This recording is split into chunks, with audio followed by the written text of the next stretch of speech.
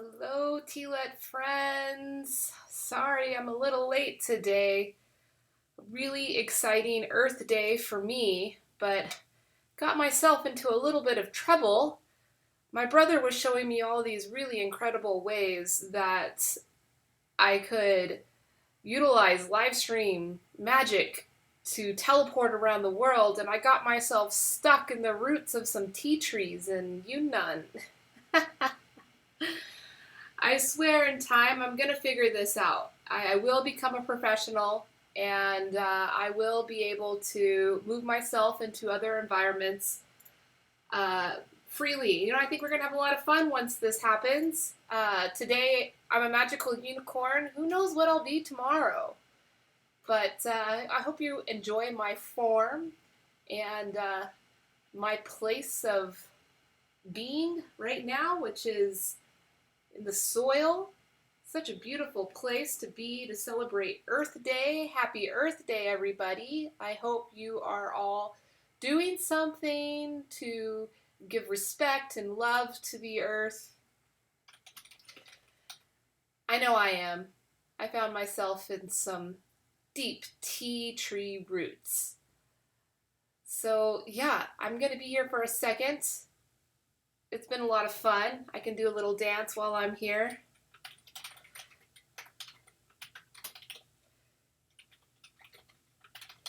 Now you guys can still talk to me. I look like a cartoon and I look like I'm not real, but I'm right here. I'm right here with you. Let's see if there's any questions about how I turned into a unicorn and why I'm not drinking tea right now.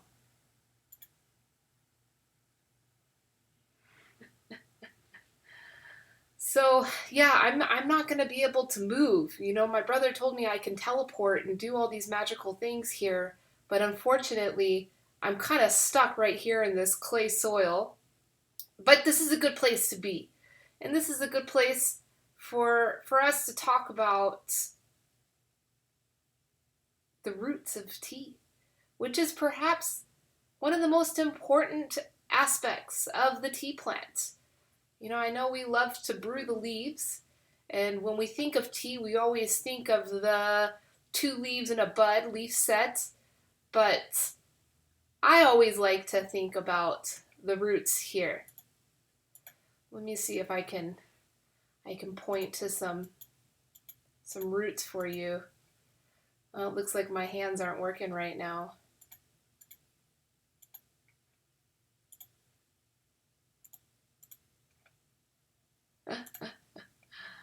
I'm getting comfortable in this new form. It's not every day you get to turn into a unicorn and immediately travel to Yunnan, hang out in some tea roots. So yeah, I might as well talk about something knowledgeable while I'm here. So this photo was actually taken. Well, I shouldn't say it's a photo. I'm here now. You're watching the live video, but I'm here in the very high parts of Nanoshan and Xishanbana, Yunnan. So this is a very famous pu'er tea growing region of Yunnan. Some of our most favorite pu'er teas are coming from this mountain. Now, this cross section in the soil was cut. It's usually not like this. We usually don't get to enjoy to see the tea tree roots like this. But a road was constructed and they had to cut into the soil to make room for the road. So we're lucky enough now that we get to check out these roots. So let me see if I can move up this tree a little bit so that you can see what I'm talking about.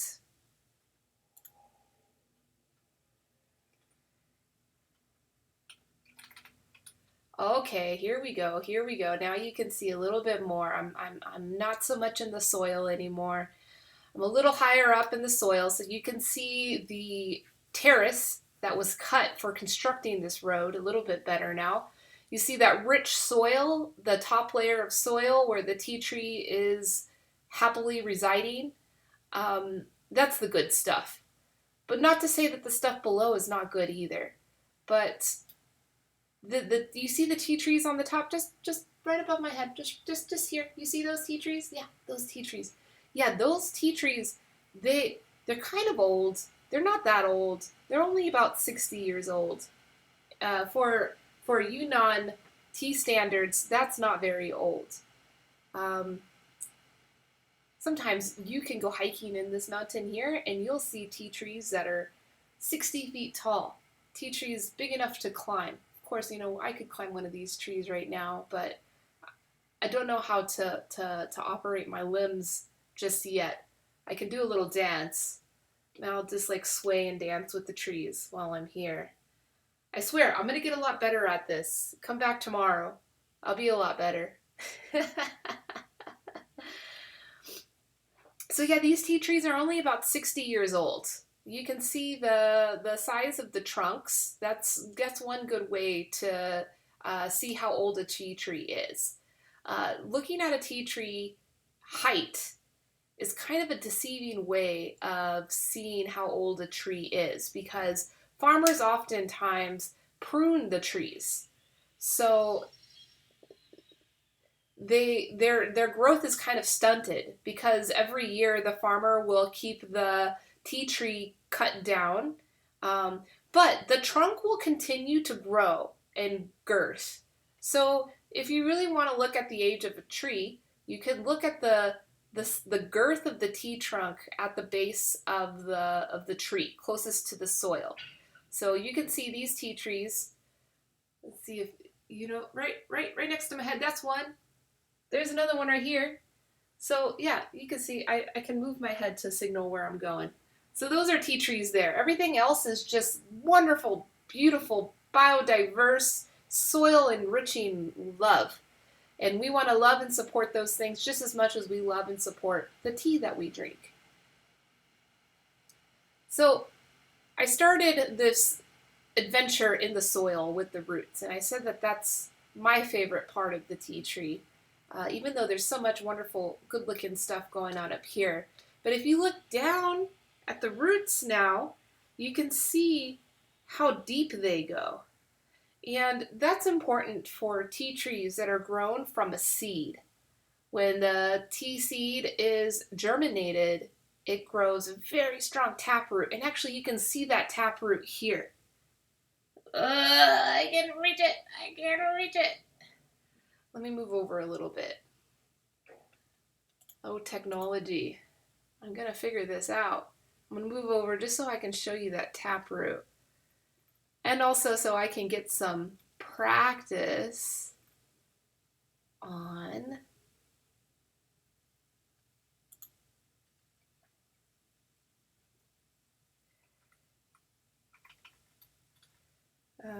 that's not enough. I can't reach. Still can't reach.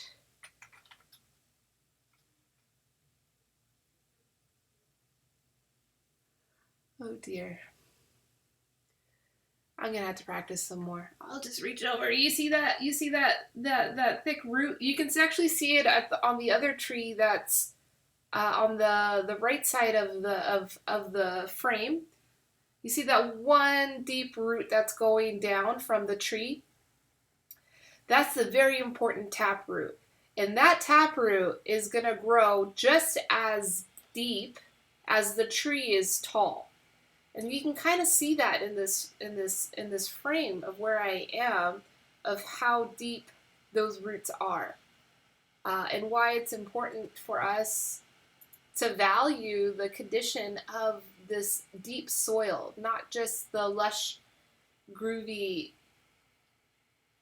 stuff up here that I'm dancing around in, but below it is also a lot of really incredible good stuff. Let me go back down in the image so we can see all that good stuff. So yeah, you can see here, some of that's still the tea root. That's the tea tree root still going down. And I'm sure if we dug around, we could see even more roots going around. So you can see that this soil looks a lot different than the stuff up there, right? It's a different color. The stuff up there is like really nutrient rich. It's got a lot of living or newly decomposed material that's really great for feeding the tea tree and keeping it alive and full of all its nourishment. But it's this stuff down here that's very important and plays a very important role in one of the main medicinal qualities of tea, and that's the qi. And if we were to go deeper and deeper and deeper and deeper and deeper into this soil, I'm sure it would look a lot different to us, almost looking metallic. I've never been that deep before, but now that I'm a magical unicorn, I'm sure I can figure it out. And I can go see what's really going on deep down there. Because this tea tree, they're only 60 years old, but when they get hundreds of years old, their root systems are going to be very deep, much deeper than this, underneath the mountain, where the mineral contents are a lot higher. You can see this is much more like clay than up there. Up there, it's much more like lively, soft and rich, and this is more minerally and metallic. So the tea tree roots, when they come down in this area, they get exposed to a lot of powerful mineral energy, and that's the qi that we get to enjoy when we drink tea. And that's why I love the earth and I love the soil. And today is Earth Day, so we get to be silly and we get to play in the soil. And I hope that we all got to learn something new. I know I'm learning something new. I'm learning how to shake around. Next, I'm going to learn how to walk. I can't walk, but I will. I'm going to get really good at this. And we'll have a lot of fun together, playing around, learning about tea in fun new ways. So, yeah, with that, I think I'm going to move out of this soil and back to my tea table so that we can have some interactive tea time, because I think we have some tea friends that want to join us for a little party. So I appreciate you humoring my fun little experiment to celebrate Earth Day in the earth, learning something about how the earth plays a role in the tea that we love. All right, I'm transporting back, making my way back.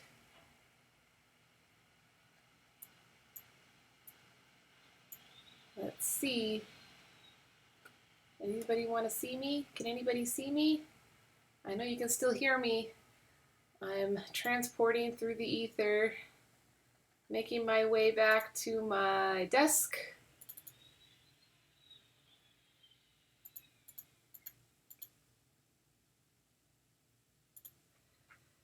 Let's see. Oh, I'm back now! Wow, that was amazing. I swear, I'm gonna get better at that. Oh, super silly. Yeah, we're all getting really silly here in our private time, our solitude, isolated private time. We're finding ways to help the time pass. So I appreciate that you guys get to enjoy that with me. It's a lot of fun. Yeah, being a unicorn's a hard thing, especially a unicorn that can't really move or do anything. So I'll have to get some more practice with that. All right, so the tea room is open. So if you want to join, please come on in. Let's get the link up so you guys can see. I got a message from Adam. He said he wanted to come in. So here we are. Come join the fun. Join the fun. Here's the link. I swear I will remain in my human form for the duration of this tea party. So if you come join me in at the tea table. You don't have to worry about me going off and turning into a unicorn. I've done that already. Not to say I won't do it again, and I won't do it better next time, because that should always be the goal. Always get better. Let me message Adam and let him know that we're good to go. So yeah, I didn't give much of an industry update, in relation to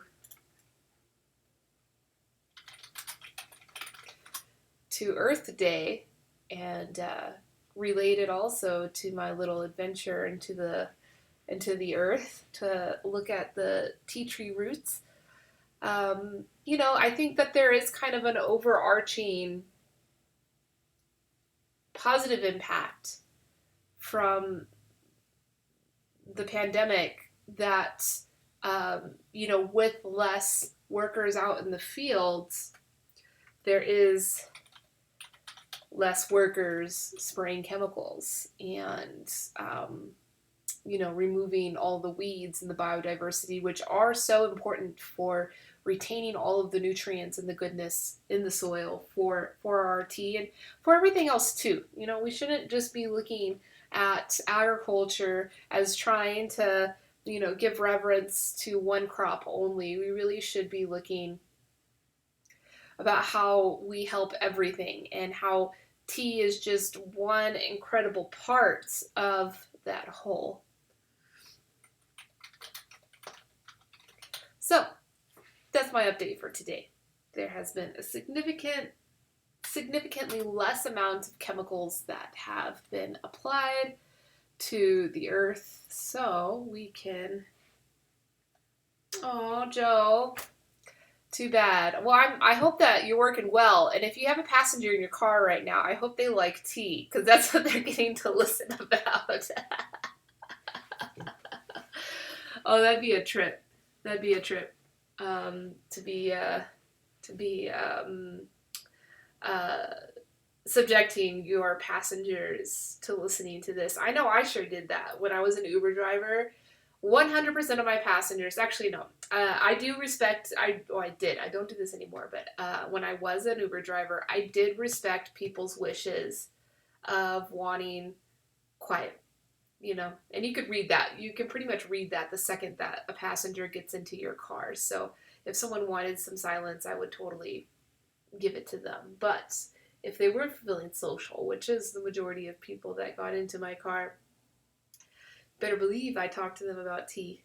I told them all about the great things. I might have not got as deep as what I did today, as turning into a unicorn and going into the soil to look at some tea tree roots, but definitely talk to them about the lifestyle around tea and how nice it is to drink and social it is and how cool it actually is. Because that's something that's always surprising for people. They say, oh yeah, okay, I can drink some tea. It's got its purpose in my life. But then when you tell them that there's this really incredible social aspect to it, it really, kind of changes their whole perspective on it. So, yeah, don't be afraid to talk to your passengers about tea. They won't be ashamed. They'll be happy to hear about it. I think people are always happy to learn new things and see new perspectives in life. And I think that's one of the values of services like Uber, in the way that they're set up, where a human being is taking you to your destination, that you can create that kind of connection. Although I found the connection. Oh, smooth jazz or mellow handpan. Oh, cool. Awesome. Anytime that I would play like mellowy music, even like Dirtwire, I love playing Dirtwire, but they're kind of like raucous, compared to like mellow handpan. But I would get people like saying like that the music was inappropriate. Like they felt like they were gonna go to sleep, that they wanted to hear music like that, they go to the spa. And I'll be like, no, this is not spa music. Like, I want to get up and dance to this music, but different people have different perspectives and understanding of music and how it relates in their life. So this is incredible. Our viewer numbers are going up since I stopped being a unicorn. I thought for sure people would like the unicorn. You know, it's different, it's fun, it's engaging. Maybe if the unicorn could have walked, that would have helped. I don't know. Give your feedback. Let me know. Let me know if I should invest more time into my unicorn skills. Um, or, I don't know, maybe it wasn't Earth Day enough. Maybe being in the Earth wasn't Earth Day enough. Um, I don't know. But let's see if Adam's going to come. See if he messaged me back. Nope. Oh, maybe he'll come. It's okay. We've got each other. I should probably start drinking tea. That'd be a good use of my time right now while I wait for Adam to come.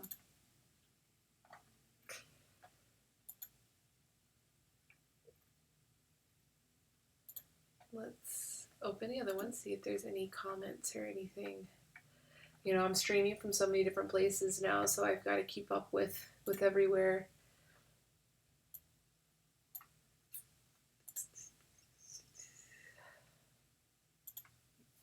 Get my hot water. Right back, 1 second.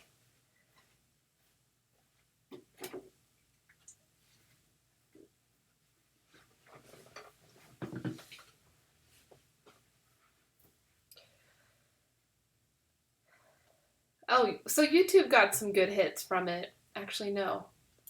No, that's not accurate. Let's see. Oh, nope. YouTube is at its normal. Oh, someone did give it a thumbs up, so that makes me feel happy. Okay, that's enough. That's enough encouragement. I will keep the unicorn alive. So expect to see it again. You know, better next time. It's really fun. Technology is fun.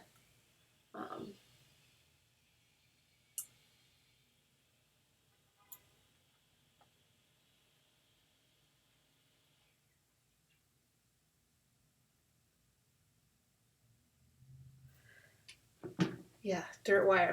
If you're looking for good music, I recommend that one. If you know, there's another band that's been around for a long time called Beats Antique. They're a pretty fun band. A bit more party and jumpy than Dirt Wire, but they have a belly dancer, which I love. I love bands that have like a designated dancer to them. Makes their live performances really fun. The only band with a live dancer as part of the band that I just didn't get. I mean, when I was a kid, I totally got it. I thought it was super cool, but now I think it's kind of like funny is the Mighty Mighty Bosstones. Remember they had like a dancer in their band, the guy that would just like skank the whole time while they play.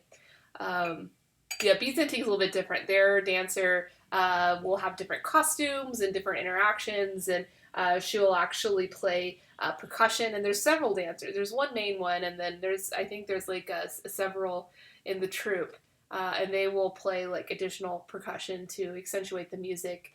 But the music is very kind of global and worldly, very dancey and electronic. But Dirt Wire is a kind of branch off from Beats Antique.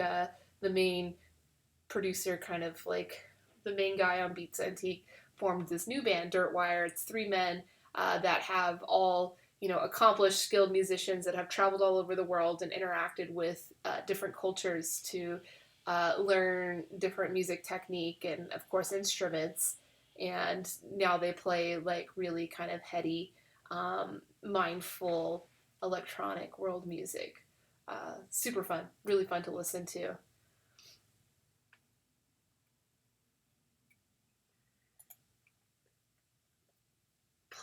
Plantry, I have it. He's amazing, and he's got let's see, if I can read your full comment.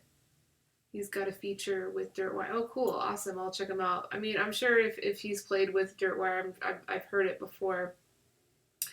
because I listen to their music on YouTube, so you get a little bit of mix of all of the music that they release.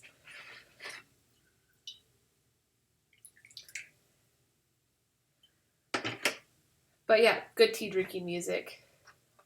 Very good tea drinking music. I think electronic music is very good for tea drinking.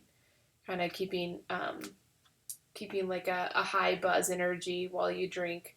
I do love meditative, slow, like sound healing type of music with drinking tea. But if you're like hosting someone at your table, I do think it's appropriate to have the energy level a little higher than just some like singing bowls or something, which are lovely.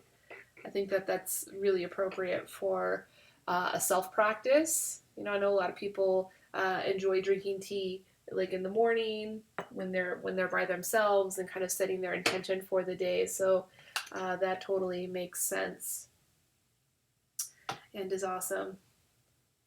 Let's see, today's Earth Day, so I've got to drink the earthiest tea here. I mean, I guess I got to drink the tea made from the trees with the deep roots. That name sounds so familiar. Plantrai? I don't know how to pronounce that. Plantrai? I feel like I probably have seen it.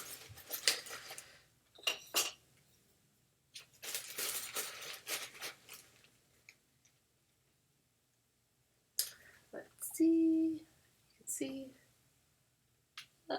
You can't really see it. It's all dark. The colors are all blending together. But I actually drank this tea yesterday. Nothing wrong with drinking the same tea 2 days in a row. But this is coming from old trees from Nanoshan, from the place that I just came from as a unicorn. Deep root systems there. Celebrating the earth and how powerful it is.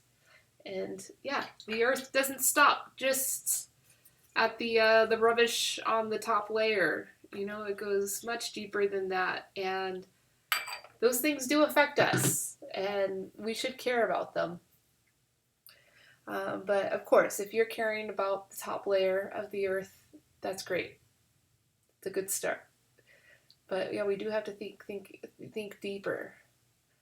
I watched a movie the other day that was about the French Navy and submarines, and I kind of lost interest in the movie, in the subject matter of the movie itself, because I just kept thinking about like the ocean and how deep and diverse it is, and how we like know nothing, absolutely nothing at all about it, and how dangerous it is to even explore and study those things versus the rainforest or even space. Like our exploration to space is far more advanced, I think, than our exploration underneath the surface of the earth or the surface of the ocean. So yeah, I've been having those things kind of spin around in my head ever since I watched that movie. I think the movie was called The Wolf's Call. Again, I like completely forgot the subject. Something to do with war. I don't know. Usually, I'm not into that type of subject matter, but the imagery is gorgeous. As far as the ocean and kind of really expressing the vastness and the endlessness of the ocean, which I find fascinating. I don't really get to connect with that too much now, living in the desert. But back whenever I lived in Hawaii, got to be connected with that all the time.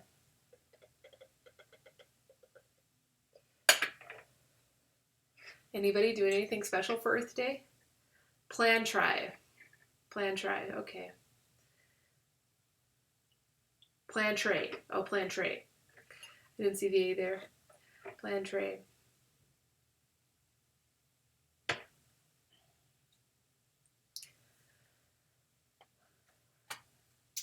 feel bad. Adam didn't come. Maybe he'll come back. So another industry update that I wasn't able to give yesterday that's changed is that World Tea News has put out their latest update news. So go check it out. World Tea News is back at it. And actually there's an article in there about transparency and about the work that we do. So it's good to see that they're still, reporting on those types of things.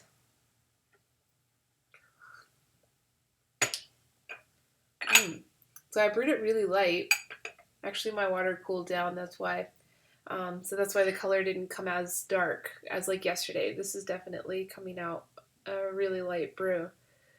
But it's nice in taste. Usually when I brew this tea, I like to use warmer water, hot like boiling water almost, to infuse it so that you get like a stronger release of all of the flavors and the qi, that earth power that we're looking for. But this is actually really pleasant, drinking it light like this. I'm sure I'll get more steeps out of it as well.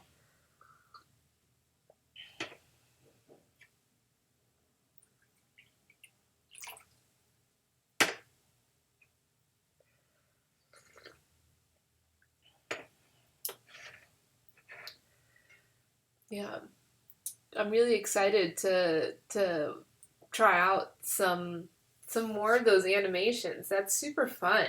My brother, he told me about this like whole like teleporting. Hi Cindy. Yeah, I am drinking a old tree aged pu'er tea. That came from the place I just came from. Earlier in the video, I teleported as a unicorn deep into the soil of the top of Nanoshan in Yunnan and looked at the cross section of the earth where tea trees are to look at the deep root systems.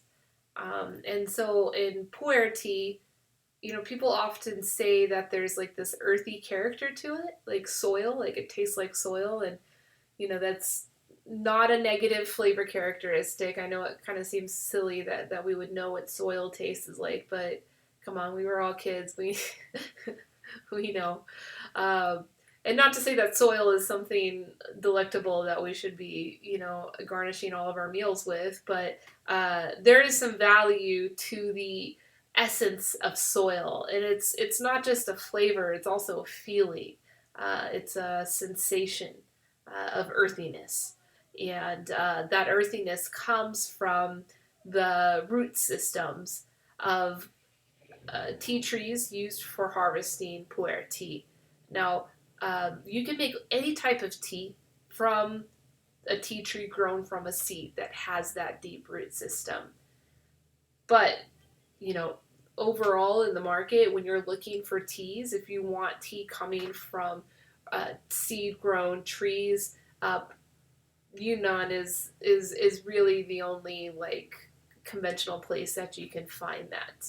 Now there are other origins, and that's something that we advocate for with the farmers that we work with, is that they should dedicate, if not all, some parts of their land to seed-grown, biodiverse kind of agroforestry systems to encourage this deep, complex root growth, which does contribute to the sustainability. So strong, deep roots help hold soil in. So just like, when I was a unicorn over in the mountains earlier, you saw how tightly packed that soil was. That soil was like super happy, and it wasn't just the soil, like the earth itself, that was holding it there. It was like all of the organisms that are just living there, chilling there, and the trees and their deep and complex root systems are really important for creating that stability. for moisture retention, for nutrient retention, and just for overall healthy soil. So deep, diverse roots are important for sustainability, but they're also important for quality in the product. So, you know, the earthy flavor, like the sweet earthy flavor that you look for in pu'er, and even more so if you're looking for, you know, a high valued pu'er, you're looking for very well balanced and clean energy from it, the chi. That's coming from those roots, and that's the minerality of the soil. So that's that sensation. It's like, it's a flavor. Like you could say, oh, that tastes like dirt. You know, it's so funny because like when I first started introducing tea to people, and it'd be someone that never drank tea before and never identified as a tea drinker, and their first response is always like, oh, this just tastes like dirt. And it's so funny because, you know, like they just had that mind block that everything tasted like dirt. But dirt can be a good thing. It can be a very nice thing, especially if it's like really lush and beautiful and full of diversity and full of character. So, um, yeah, that's why I like roots and always advocating for it. And you know, this is not just us that's advocating for this. If you do travel around and meet progressive small tea growers, and not just tea. I heard that this is a movement that's going beyond even into the wine industry and into cacao and into the spices and herbs. Is that seed growing does it's more resilience. So that deep root system that goes down of the photo that, or not the photo, the little adventure as a unicorn that I went to go see, that that taproot that goes down is closer to the water table.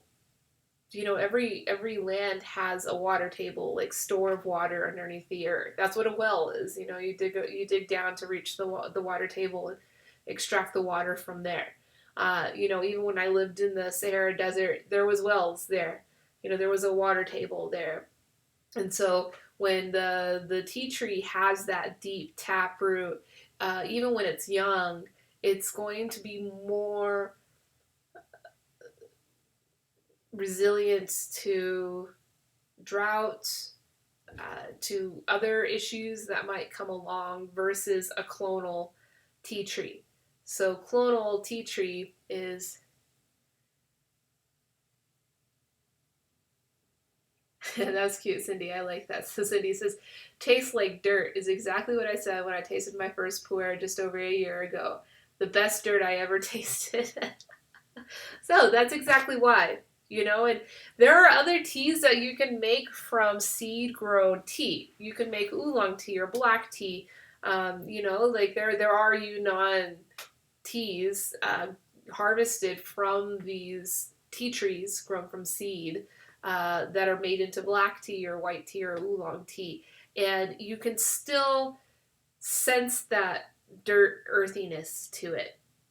Um, One of the teas that I usually like to give people as like an educational experience of this, of understanding that terroir, of understanding if a tea came from a seed grown plant or a clonal plant.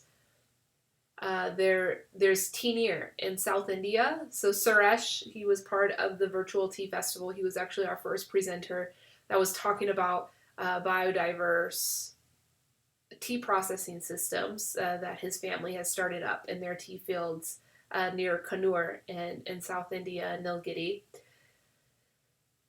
You know, he some of the first samples he sent me, he said, "Oh, we're trying to this field that we harvested this particular tea from has been wild grown for the past 8 years. We've let it just wild grow."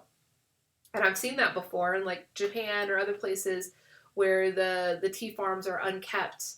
They just kind of wild grow. So I just assumed it'd be like that. But then when the sample came and I tasted it, I was like, whoa, he is serious. This is like, I could feel that minerality. Like, this is it. And I didn't quite understand how they were able to achieve that so quickly. Like, I could tell that there was a deep root system in that tea. And I thought that maybe, they had just grown the tea from a seed and letting it, kind of wild grow as like a seedling for 8 years. But now I'm thinking 8 year tea tree would have some nice root systems, but definitely not that deep to give it so much of that minerality character. But when I went to visit there that first time, um, he was able to explain. There's a lot of things that like are just really hard to wrap your head around until you're actually there and seeing it and walking among it and able to ask questions as you're walking among it. And he had said that in their particular area, when the government was encouraging the monoculture of tea, they didn't have the nursery infrastructure system that's typical of clonal propagation. So, if you want to like monoculture this whole mountain, your most ideal is to use a bunch of clones. So you have your mother plant, and that's usually like a tea research station, or, some center is going to develop that clone that's best for that region. And then they'll develop a clonal system where they, cut off pieces, they root those pieces to create new trees or new plants that are identical genetic expressions of that mother plant. But he said in Nilgiri, whenever they were encouraged to grow tea out as a monocultured cash crop, they were advised to uproot all of the crops they had. And this was like a beautiful mountainous, water area with water flowing everywhere. Um, Uproot all the trees, uproot everything, because tea is cash, tea is money, tea. But they didn't have that nursery system of cuttings to take from. Like, you go to Assam and they have it. Every estate has to have their own nursery with all of their cuttings ready to, propagate out and put into the soil. But they didn't have it. So what they did was they had collected seeds from all over the world and really didn't discriminate where the seed came from. As long as it was a tea seed, it was like, this is getting in the earth, we got to get to the farmers. So in that particular area, at least, from what I know, I don't know if all of Nilgiris is this way, but I know in that particular area, it's very unique to see now as you drive through these tea growing regions, is that there's a lot of diversity in the fields. Like, not every bush is the same size, not every leaf is the same shape. So as you're walking through the rows of these tea fields, you'll notice that every plant looks pretty different, even like of type of tea plants. So you could look at one bush and say, wow, this is definitely Camellia sinensis sinensis, and then walk to the next bush and tell that's a Samaka for sure. So that's really fascinating, that there was no discrimination. But what's important and relevant to this whole story is that it was grown from seed. And when they decided to convert their land organic and dedicated a portion of their tea fields to what we call feral growing. Some people use the term wild growing. So if you ever see wild tea, a lot of times it's this particular type of tea where it's put into the ground and kind of left unkept. So no weeding, no fertilizers, just let it go, and let the biodiversity kind of take over the area.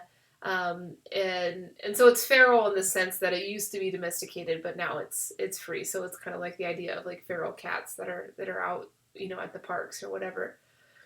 So it's not wild. It's not like indigenously wild. It's just kind of newly wild, which is still good. It can be very good to do that to your tea trees. It gives them time to rest and to fully express themselves and recover from the trauma of continuous harvesting. So Nilgiri is a more temperate climate compared to other places, although where Tinir is higher elevation, so I don't think it's as temperate, but there are a lot of places in Nilgiri area where they're harvesting like they could harvest like 15 times a year if they wanted to.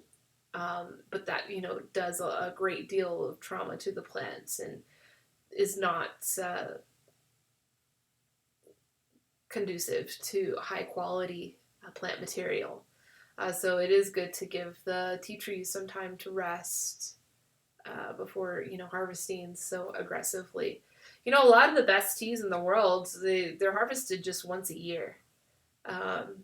You know, the most I would say like the most highly prized green tea in China is not only is it harvested once a year, but then the bushes are completely pruned down to the root once a year. And that's the NG Baicha. You might have heard of that tea. It's not a tea that I like to promote or really talk about unless I'm talking about the ills of monoculture, aggressive agriculture.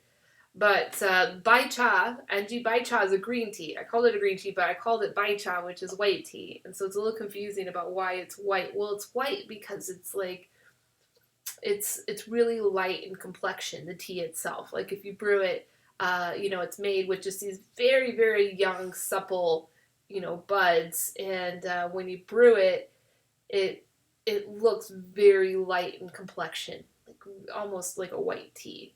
But it's green. Like the leaves are crisp green color. It's processed like a green tea. Having the kill green step early on, and the buds are really crisp green looking.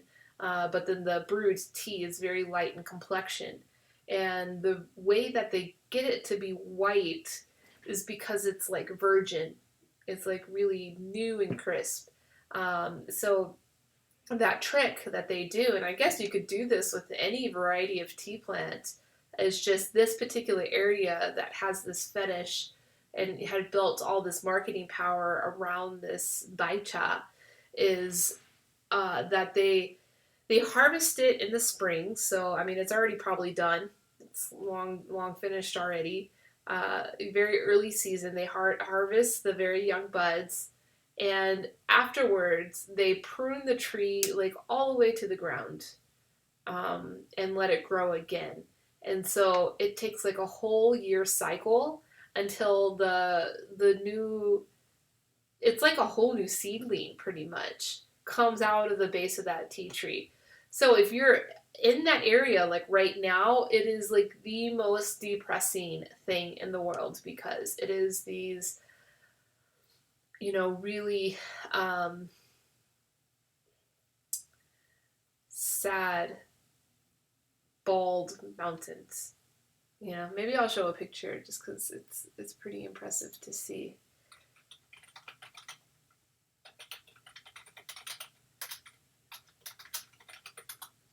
When I did that climate change video with the Northwest Tea Festival,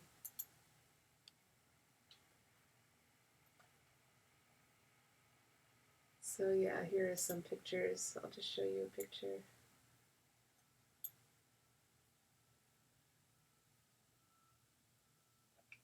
Of what the tea looks like.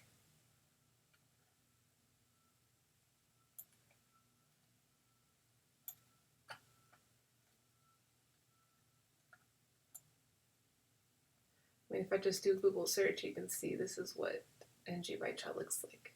It's green. It's definitely green, but it's kind of have like this. Oh, some of this is Dragon Well, but this is NG Baicha. It's kind of got this like yellowish kind of tint to it. It's just like really young looking, supple, buds of the tea. That's what the tea looks like.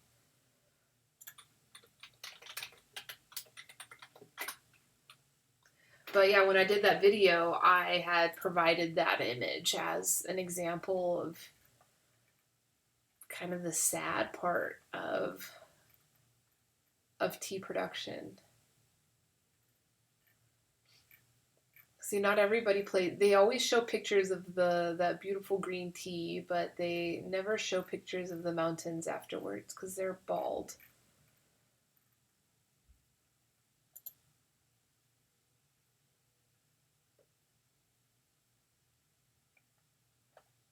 Yeah. Oh, I'm having so much trouble. I wish I had this lined up. I do have another image lined up that I can show you. I was trying to, have the unicorn go there as part of the adventure earlier.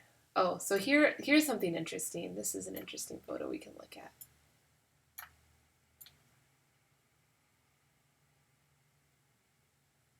Oh, I know why you didn't see that, because I have the wrong camera on.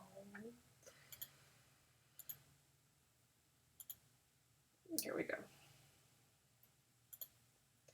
So this is like an example of what you need to look for when you're looking for an old tea tree, like age on a tea tree.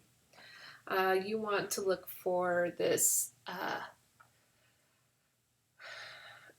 don't know what it's called, but it's like takes a long time for this stuff to grow on the root system, like decades.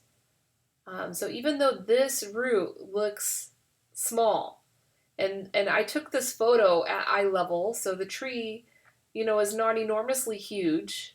It's maybe 12 feet, the tallest. But you can see the age through all of this growth here. It takes a really long time for that stuff to come along.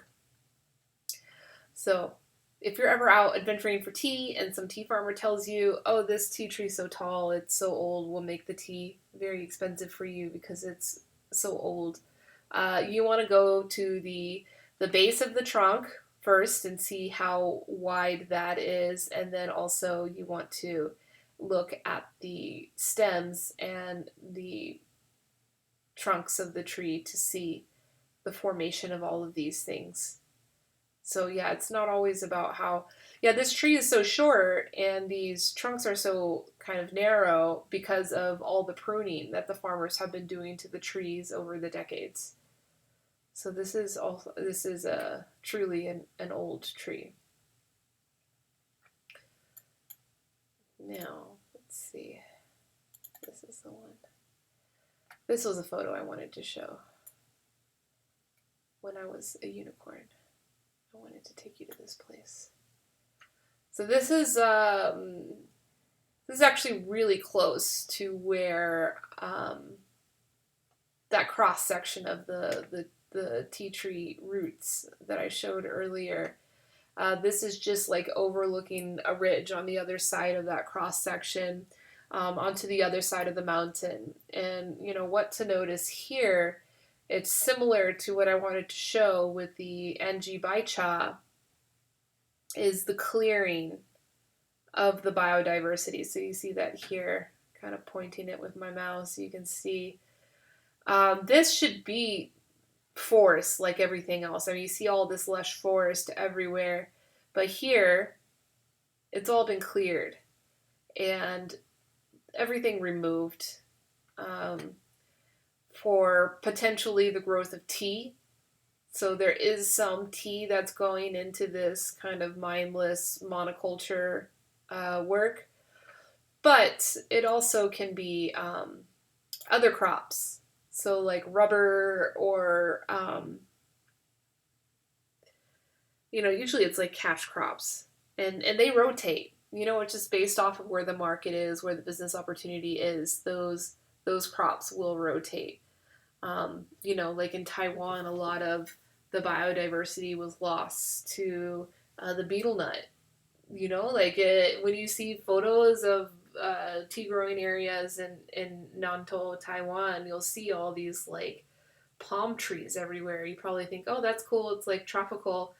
And it's like, no, that's a cash crop that's actually doing a lot of harm to the biodiversity there. The betel nut is it's actually consumed all over the world, but it is popular in Taiwan. It's funny because the places that sell it are like bikini girls.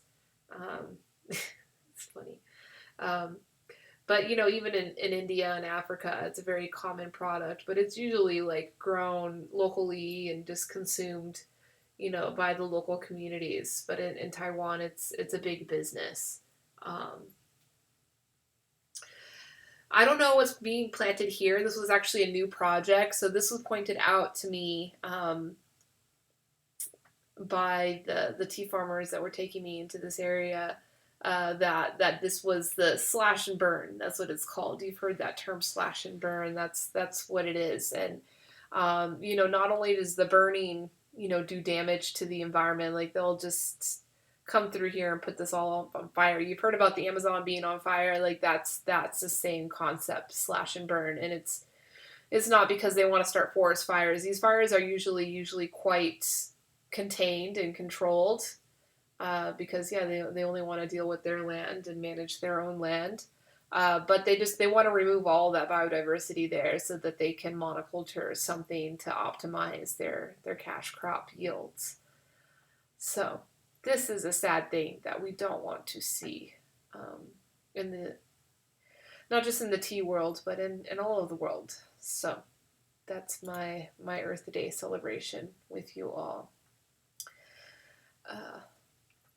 Is caring for the earth, caring for biodiversity, caring for flavor. And I think learning how to decipher if tea is grown from seed or grown sustainably, is not only a good practice in your connoisseurship of tea. I think it's a really great practice in taking care of our environment, which in turn is taking care of you.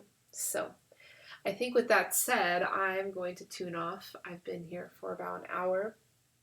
Unfortunately, Adam did not join today. Maybe he'll come in tomorrow.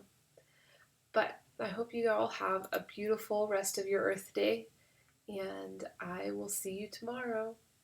If you want any special content or topics for me to cover, please don't hesitate to either comment here on the video or to send me an email, info@tealet.com. I'd be more than happy to oblige and to help make this content more valuable for you. Bye-bye.